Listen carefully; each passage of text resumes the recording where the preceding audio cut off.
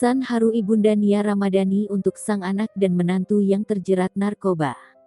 Pasangan Nia Ramadhani dan Ardi Bakri diamankan pihak kepolisian pada Rabu tanggal 7 Juli tahun 2021 lalu.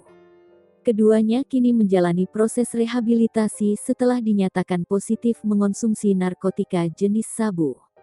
Permasalahan hukum yang menerpa Nia dan Ardi menjadikan keluarga ikut sedih. Ibunda Nia Ramadhani, Chanty Mercia menyampaikan pesan haru agar sang anak dan menantu kuat menjalani cobaan. Untuk Nia anakku dan Ardi menantuku, kiranya kalian bisa sabar mengikuti proses hukum yang berjalan. Segala kejadian yang lalu biarkanlah, kita menuju ke depan. Doa mama selalu menyertai kalian berdua, tutur Chanty. Nenek Mikaela Bakri itu menahan tangis menyinggung soal kasus yang dialami putrinya. Wanita paruh baya itu berkata dengan suara bergetar. Tidak ada henti-hentinya air mata ini menangis memikirkan apa yang telah terjadi. Tapi mama tahu Allah pasti menolong kita semua, amin, lanjut Chanty. Pesan dukungan juga disampaikan kakak Nia Ramadhani, Thalita.